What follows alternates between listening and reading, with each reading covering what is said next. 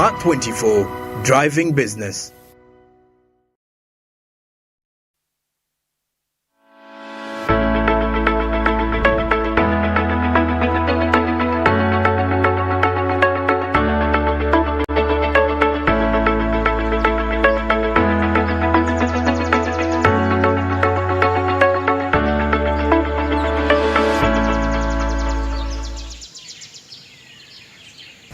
Well, good morning, and of course, welcome to Smart Means Business. My name is Masika Tsime, and of course, today is a fresh week, and today is Monday. Did you know it's Monday, or you're still in the weekend mood? Anyway, today is the 4th of September. Yeah, we're in the month of September, and we're kicking it off. We are grinding, like the kids these days call it. They are grinding. We are grinding regardless. Anyway, I welcome you to the new fresh week, and I hope you are already on your way to work, or probably you're preparing to get yourself up. If you're not yet up, please get yourself up. Get yourself freshened up so that you can kickstart your day. And of course, don't forget that we are here from 7 a.m. to exactly 9:55 a.m. and of course proudly brought to you by Zabu. And of course, if you want to invest in government securities and bonds, you can invest with Zabu. Just dial *292# and of course follow the prompts.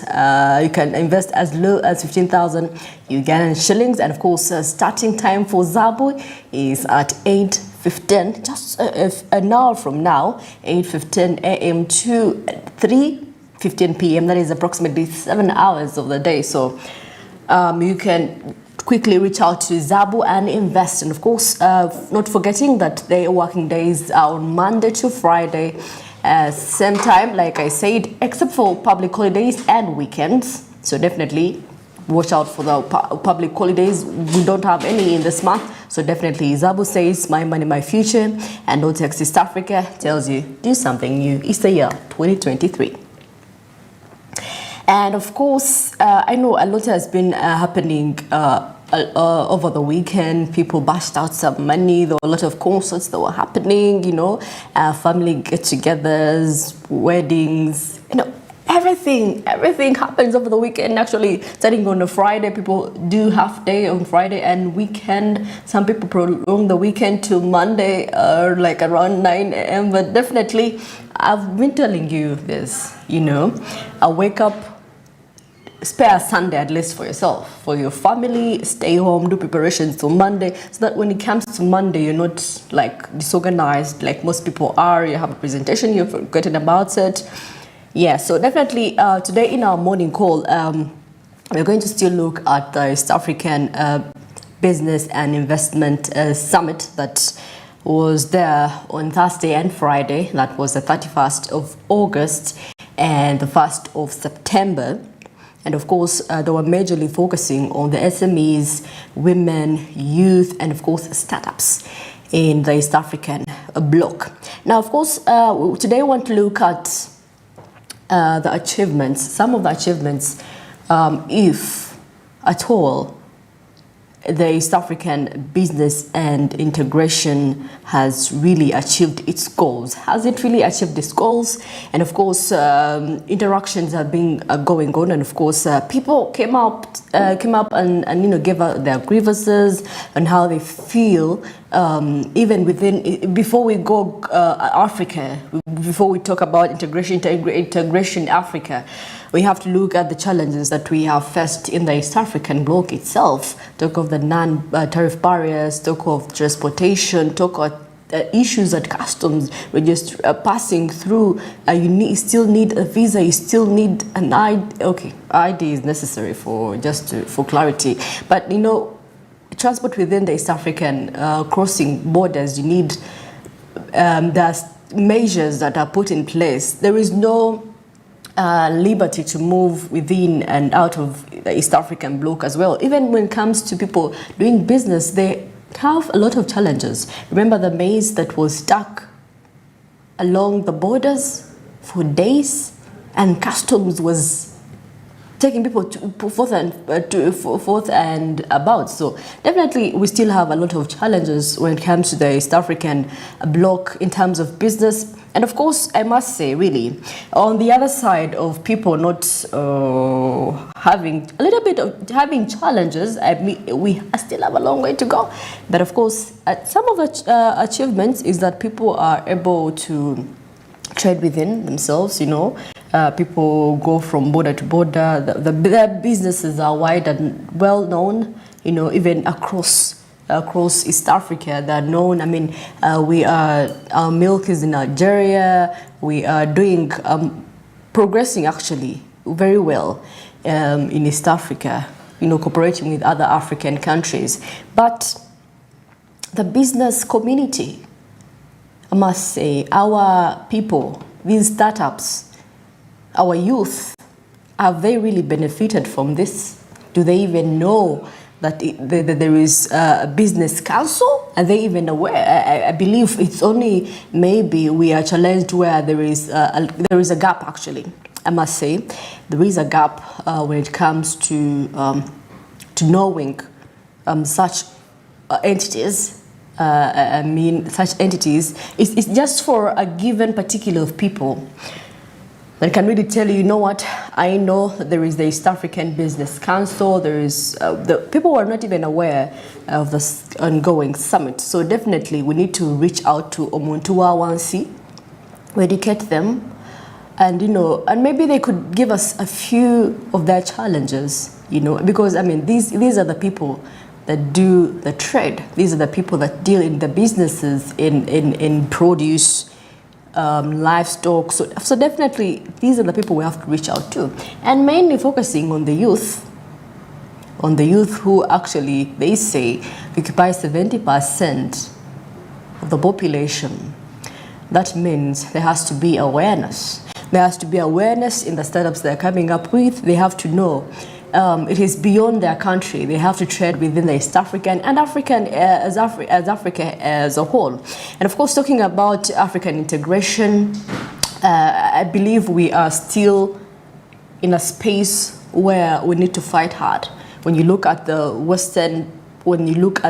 western part of Africa, it's turmoil, it's a disaster right then there. Even as we talk in East Africa, things are not going on well.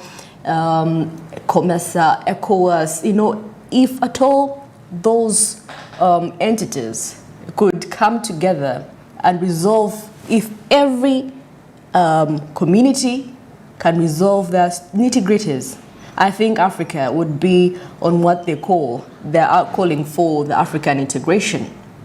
And of course, we shall see, actually, now that things were discussed, talking about the non-tariff barriers, the high taxes in every country, the number of taxes, and of course trading. And someone was suggesting maybe we could use local currencies, or maybe use the one currency.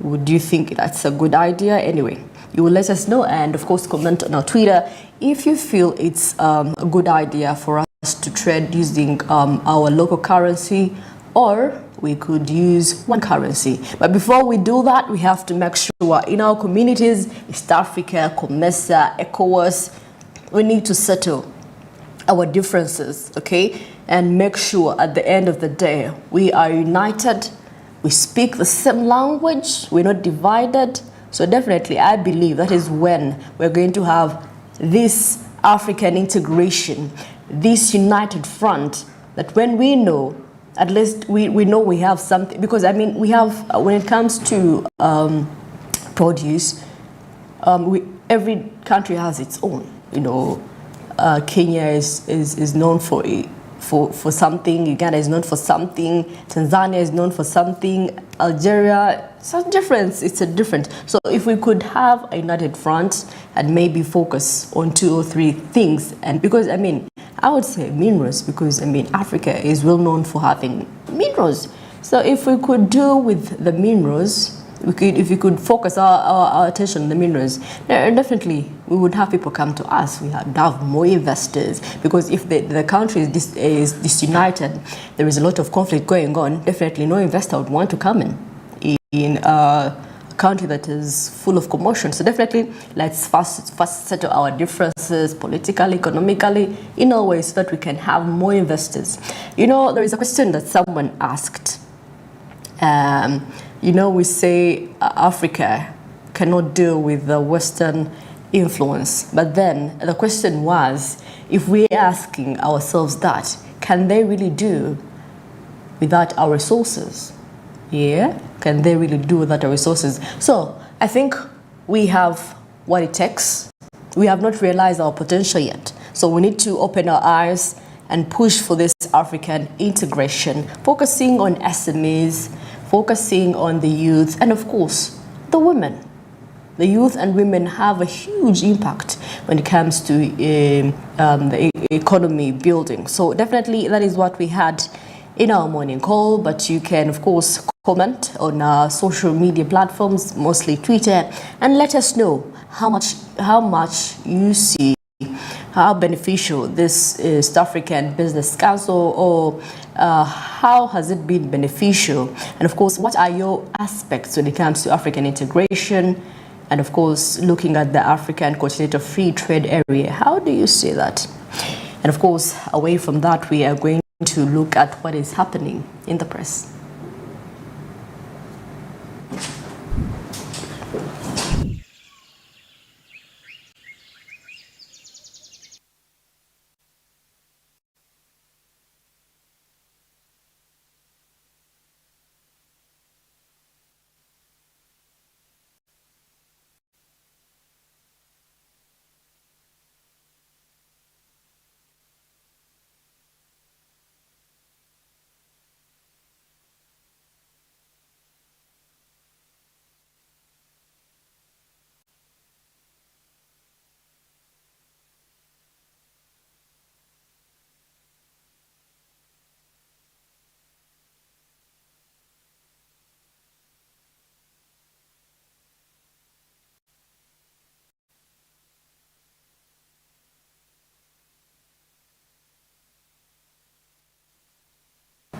Well, of course, getting into our press review today, a lot has been happening over the weekend, but you know, regarding business, there's a lot. But of course, right now I'm joined with Andrew, and of course, we're going to be dissecting and looking into our usual papers, and of course, here in the Daily Monitor, we're going to start off with inside Uganda's battle with terrorist threats. And of course, the anti-terrorism crack unit comprising experts from police, army, and sister security agencies yesterday arrested a 28-year-old man they said was on the verge of blasting, an improvised explosive device at Pastor Robert Mayanja Rubaga Miracle Center Church in Kampala. Imagine, do you know the number of thousands that be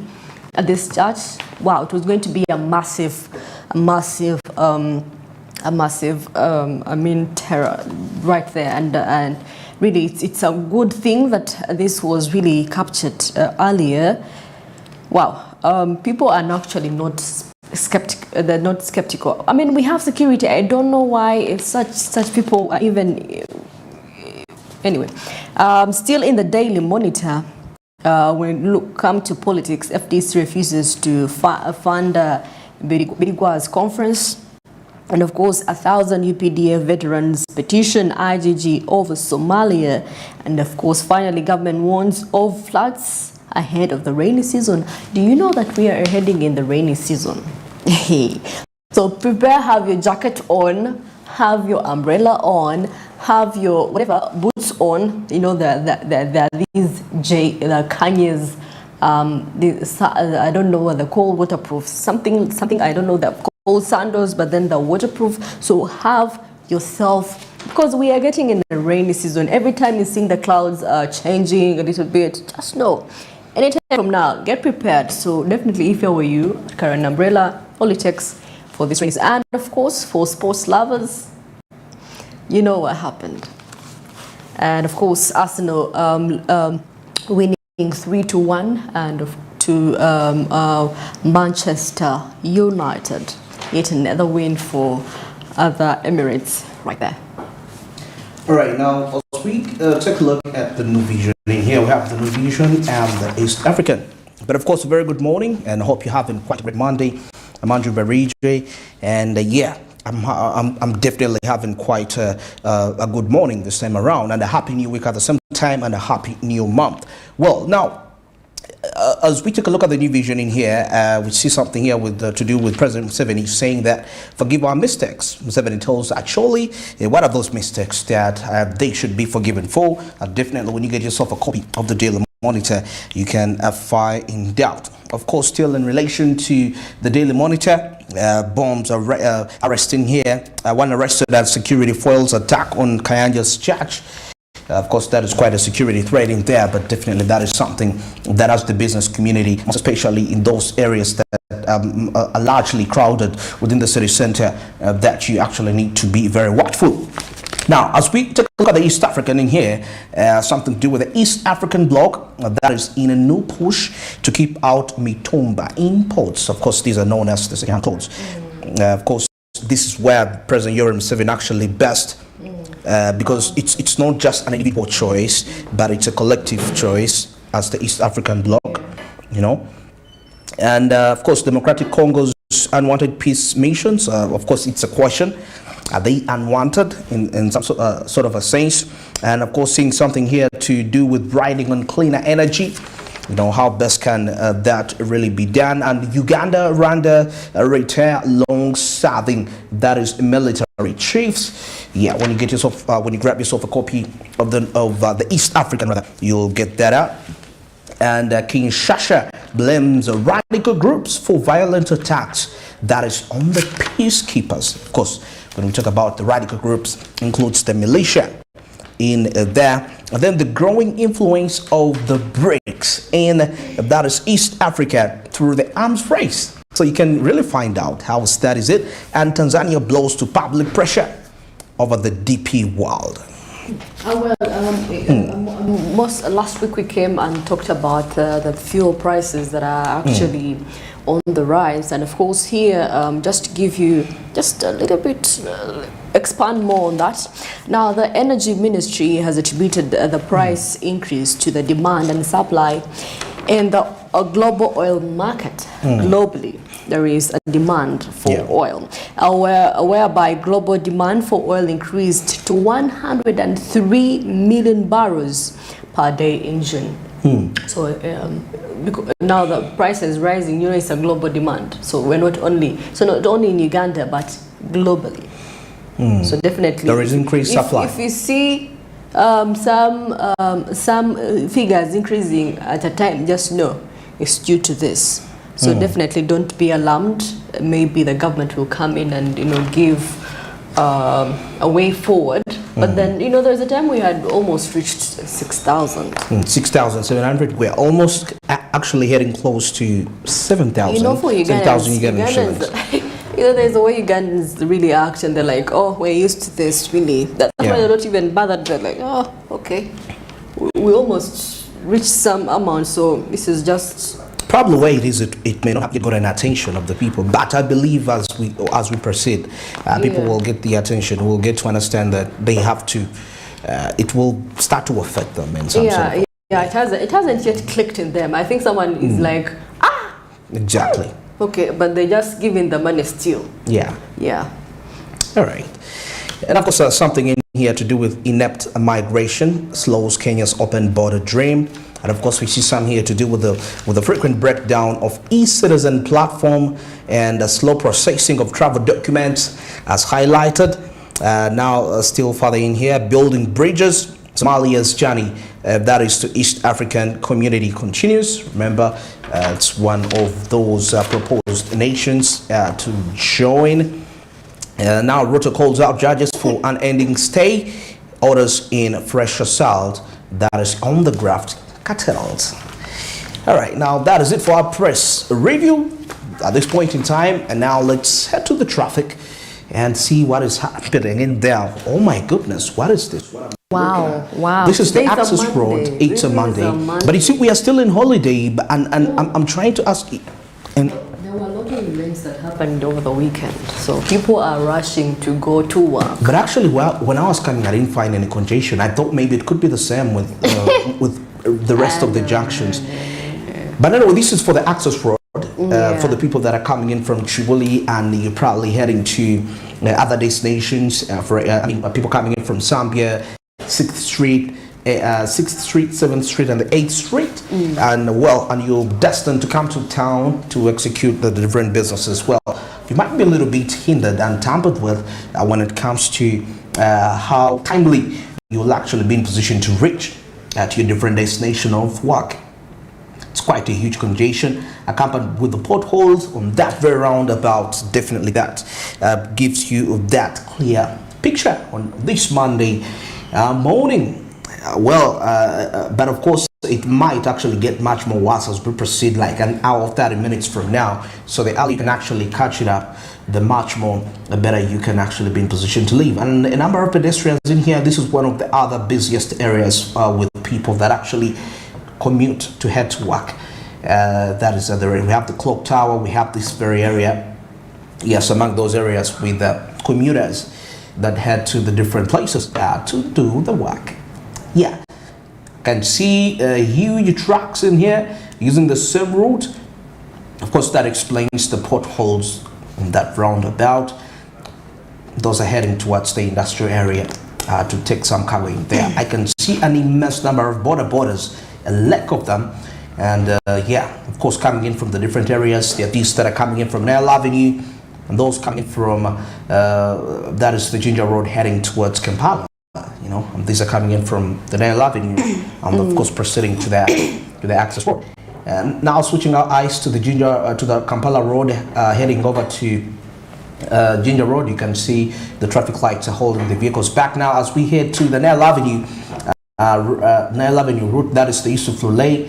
You can actually also see that it's quite actually this is a friendly route, most especially for those that are heading towards Nakawa. You're heading to Ntinda, you're heading to so many of those areas along Port Bell Road. This could be one of the best options for you, because when you decide to actually be patient with the traffic lights coming in from town, coming from the city center heading to connecting to Ginger Road, well, chances are high that you're going to be delayed to actually reach in your required time. But when you cross over to the Nile Avenue, link over to Garden City, come in here down to the Yusuf Lule route, you can actually proceed efficiently because there is no traffic there.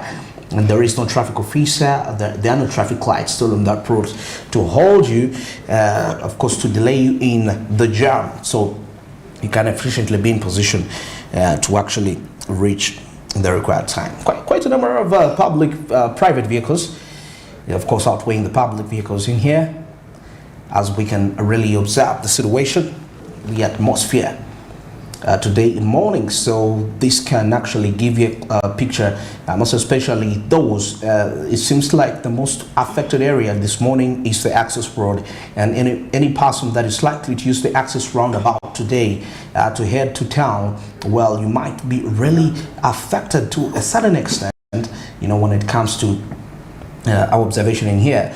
Now, these vehicles coming in from Kampala heading towards Ginger Road.